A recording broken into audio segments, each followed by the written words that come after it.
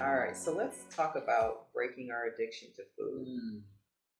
I think the first thing is, how do we know food addiction is actually real? Mm-hmm.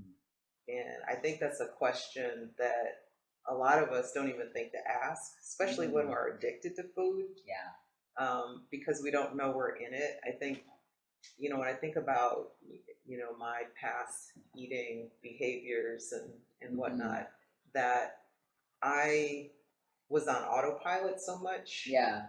that I didn't even acknowledge if I was, if I had a food addiction or not. Right. And I think it's important to use this term kind of generally and loosely to also include things like emotional eating and stress eating, which is very, very common in our culture today. I think, we talked about when we were getting into a God-centered self-image, we kind of touched on this. And, I think that having that healthy relationship with food is kind of that next step. Once you have that God-centered self-image, then it kind of goes into that healthy relationship with food. Yes, and it's really kind of taking a look at it.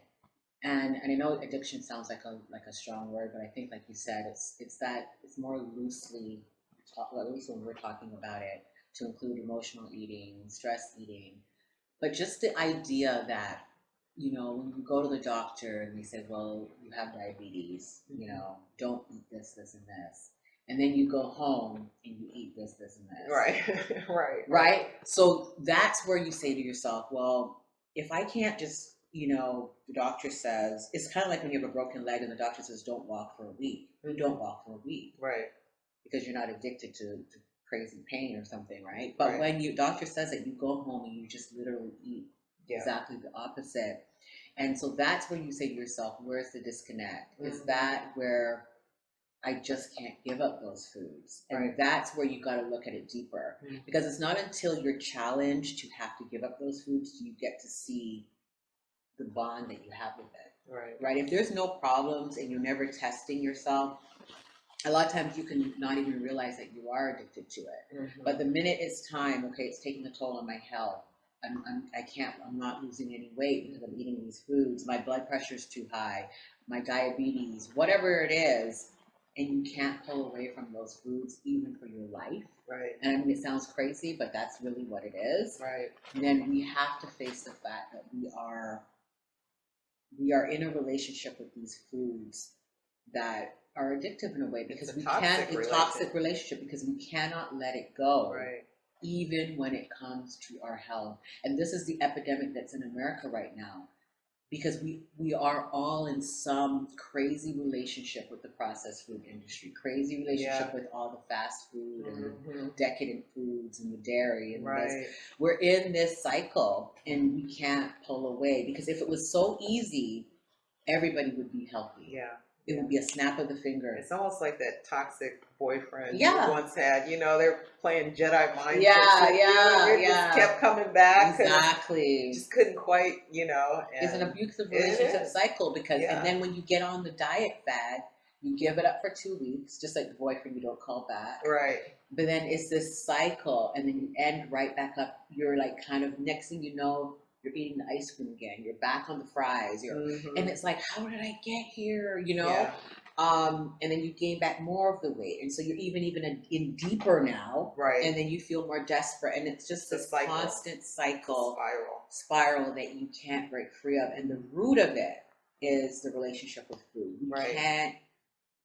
We can't deny that anymore. And I think this is why we made the prayer for your health day 2, breaking our addiction to food, because we have to break this. It has to come. Sometimes we have to even break it from a soul level, just to say, God, break this tie that I have with food, and then take the steps towards knowing that I can't play around with this thing. Like a lot of times we think food is so innocent. So we're like, no, that's no big deal. I can just go to the buffet and not be, and this ain't gonna be no problem. And then you're sucked back in, or I can have all this junk food in my house, no big deal, I can handle it. and then you're sucked back in. Like, we don't acknowledge that we have to set the boundaries with these foods until we can get to a place when we're completely non-triggered by it. But we refuse to do that because we're just thinking it's food. It's so innocent. It's no big deal. Right, right. And, you know, I remember a sermon you gave. It was during one of our 4-day challenges. And you talked about food as a modern day idol. Yeah. And I want to unpack that a little bit because, one, I believe it's absolutely true.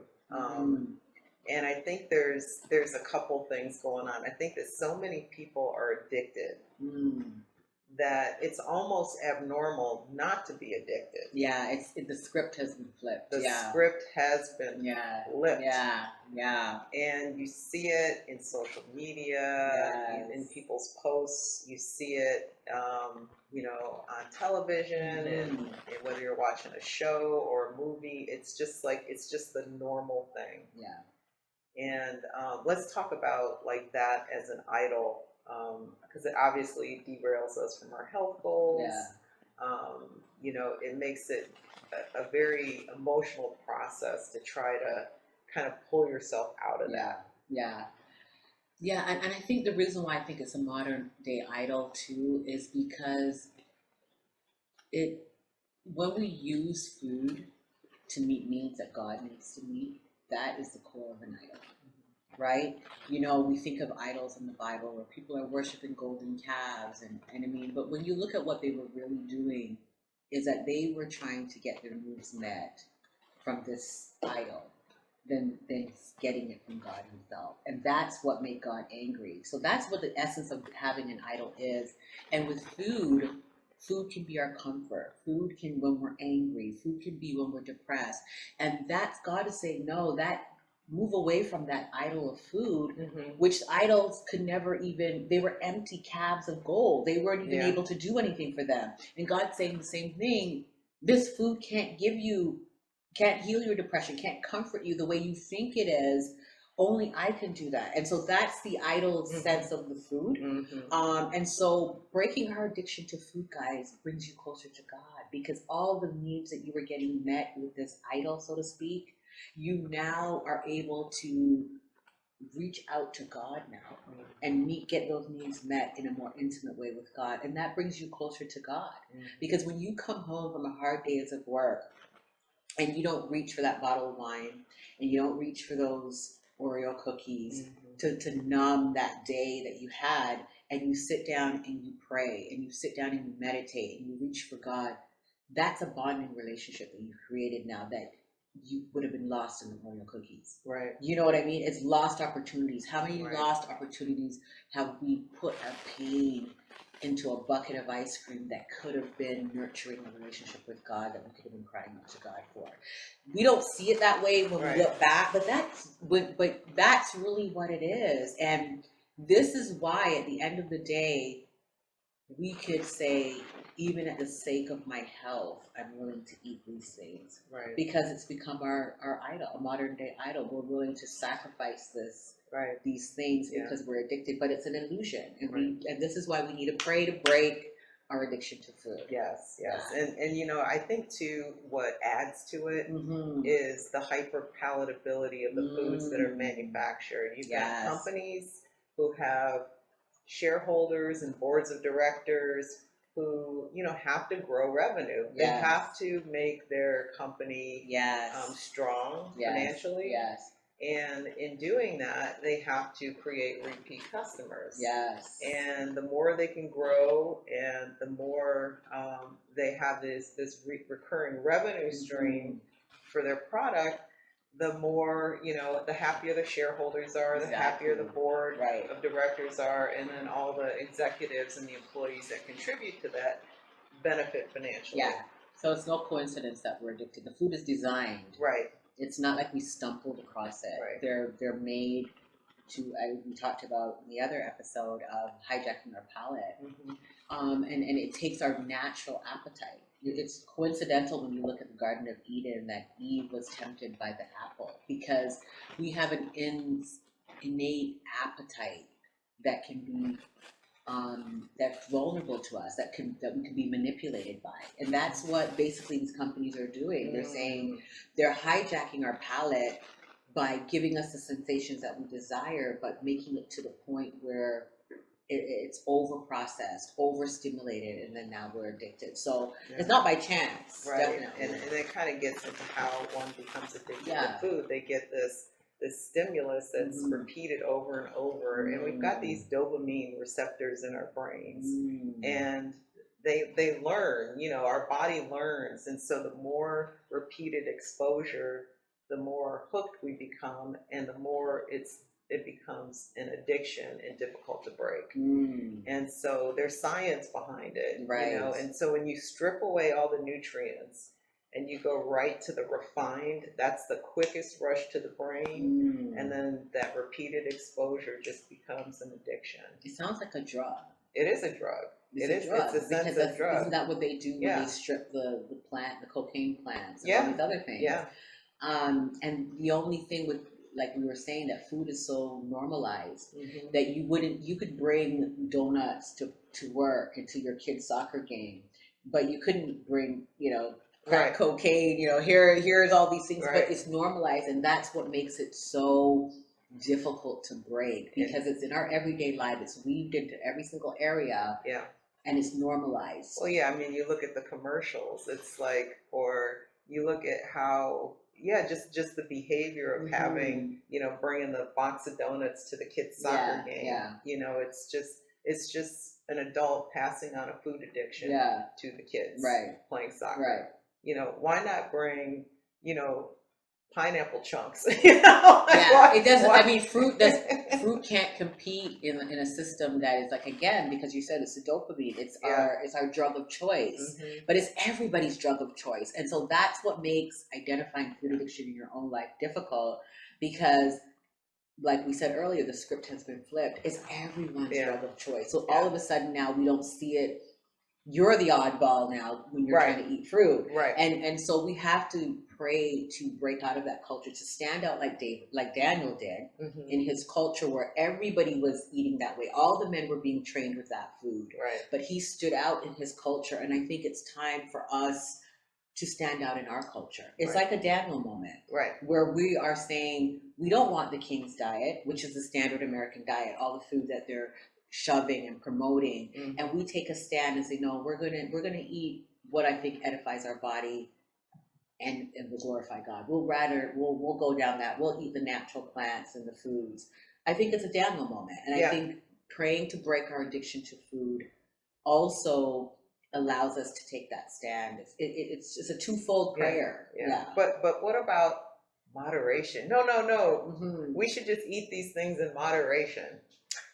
And part of addiction, it's like telling somebody, should I have crack cocaine in moderation? Should I have cigarettes in moderation? Should I have alcohol in moderation? For people who it's difficult to break away, moderation doesn't really work. It actually keeps you stuck in the cycle. Right? It keeps you stuck in the cycle. It really does. Especially when you're trying to get out. In the initial phase, moderation will not be your friend. We're not saying that there's never going to come a point where you could eat something and not be triggered. Some people won't. Some people will never get Some people will never get there, and some people will. Might, but everyone starting off, I think, should take moderation off the table, regardless of where you'll end up in the end. I think the starting point should be taking moderation off the table, because it will set you back. It doesn't matter where you end up at the end of the spectrum. And you never get that other data point to how you actually feel when you're eating 100%, whole food on that base. You always want to have that baseline. It's like, the doctor always says, I want to know what your baseline is so that we know where to come back to. It's the same thing when it comes to your palate and the foods that you're eating. You always want to just give yourself, and this is why we talk about in the 4-week Daniel fast, is give yourself your opportunity to say, what does it feel like when I don't have anything toxic in my body for a period of time? And then you can come back to that. That would be something that at least you know what it feels like, so you could always journey back to it. And I think, just to kind of go back to the beginning a little bit, nobody really intends to get addicted. I think sometimes it starts off with, it could start off in childhood very easily. We talked about, we talk about, just the the candy, the Halloween candy and stuff like that. But it's usually never just Halloween, right? Yeah. It's like it's breakfast, lunch, and dinner. Breakfast, lunch, and dinner. Because let's face it, we'll have pancakes, which is, as Dr. Fern will say, is cake for breakfast, and then we'll have pizza for lunch, which is cake, he says as well. Right. And then we'll have something else that's processed, which is cake for dinner. So we don't look at it that way, but that's what we could be growing up with. And so that's from a child. So you've already been so when you say here, eat these greens, your body rejects it because you're not used to it, and this is part of the acclimation of it all. Right. Yeah. Your taste buds haven't appreciated the bitterness in collards or kale because you haven't started with that at the beginning. So and then and you brought up a really good point. This is not like you don't walk into a kid's birthday party and there's a platter of cocaine on the table. No. And kid or adult. Kid or adult. So it's so ubiquitous. It's everywhere. And I think when we pray to break our addiction to food, we have to look at every aspect of our lives in terms of how we're contributing to that. Like we're creating other food addicts ourselves, and how we're on autopilot, becoming addicted by what's around us. It could be food in your workplace. It could be food that your spouse brings home. It could be and your kids. And so it's just looking at the whole scenario. What food am I contributing? What food am I engaging, indulging in? And then how do I get myself out of that? And that's where we're praying to break that addiction. And sometimes God will give you insights. And this is where the prayer comes in that you wouldn't get it otherwise. It's because God will give you insights as to areas in your life that you are using the food. And it may be childhood trauma. And so now you can say, God, I realize it's been the trauma from childhood. It was never about the pizza. And then now you can start saying, God, help me to heal that process. And now you can start working out the root causes of some stuff. And that's what prayer does. It stirs up and digs up things in your heart that are hidden, things that you are acting out of, and then you can now start healing. So that's powerful.